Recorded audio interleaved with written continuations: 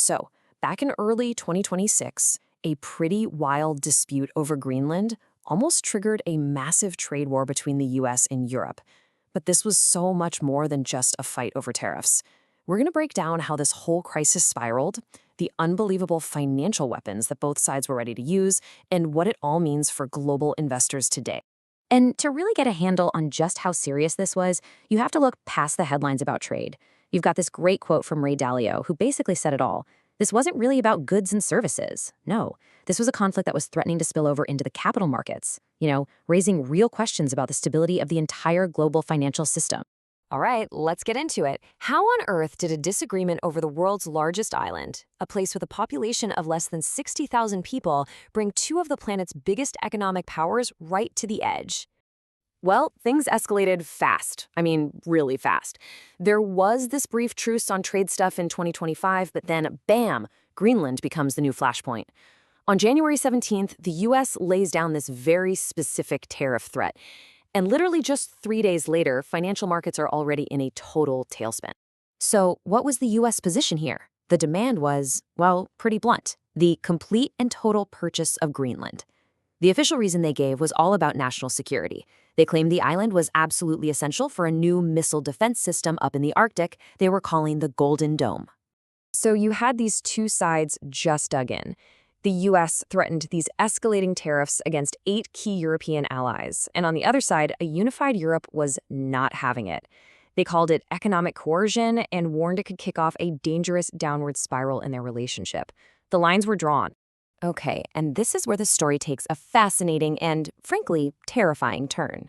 Faced with a trade weapon, Europe started thinking about changing the game entirely. It turns out they had their own financial nuclear option. $10 trillion. I mean, just let that number sink in for a second. That's the estimated value of U.S. financial assets held by European investors and institutions. And all of a sudden, this massive pile of money became the centerpiece of a very high-stakes geopolitical chess match. And look at the breakdown. $6 trillion in stocks, $2 trillion in U.S. government bonds, another $2 trillion in corporate bonds. This led to some really serious speculation. The big question became, could Europe actually weaponize these assets? Could they coordinate a massive sell-off? A move like that would instantly escalate this from a trade tiff to an all-out capital war, aimed right at the heart of the U.S. economy. And believe me, this was not just talk. Beyond the threat of just selling off assets, Europe had a whole counter-playbook ready to go, and it featured a powerful new tool they'd nicknamed the economic bazooka. So what is this bazooka? Well, it's officially called the Anti-Coercion Instrument, or ACI, and it was designed for exactly this kind of situation.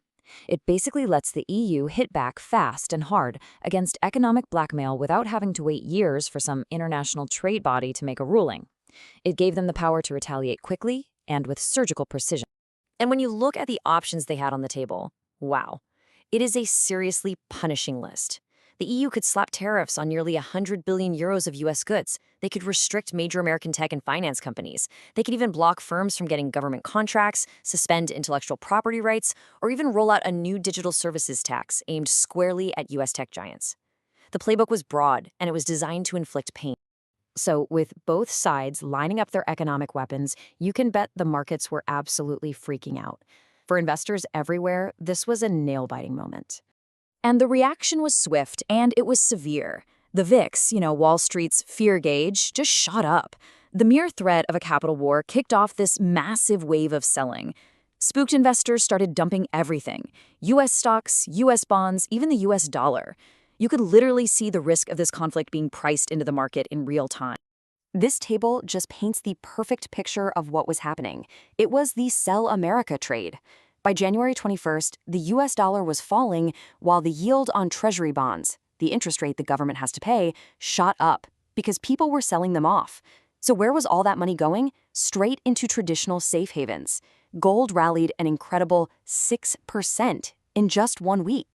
So just when it looked like we were heading right off an economic cliff, an unexpected twist came out of all places, the World Economic Forum in Davos, Switzerland. Apparently, what happened was a really important meeting behind closed doors between President Trump and the head of NATO. And not long after that, the tariff threat was just gone. It was withdrawn. Instead, they announced this new framework deal on Arctic security, which was enough to pull both sides back from the brink. The immediate trade war was averted. And you can just feel the collective sigh of relief from the markets. As one analyst put it, just avoiding that tit-for-tat war was a huge win for the global economy. European stocks, which had been getting hammered all week, immediately rallied on the news. The immediate crisis, at least, was over. But this whole episode leaves us with a really big, lingering question. Sure, the truth cooled things down, but the crisis exposed just how vulnerable our financial system is to geopolitics. The threat of a capital war between Western allies isn't some theoretical risk anymore. It's a real possibility. And for global investors, that means assessing a country's financial leverage might now be just as important as analyzing its economy. The rules of the game? Well, they may have changed for good.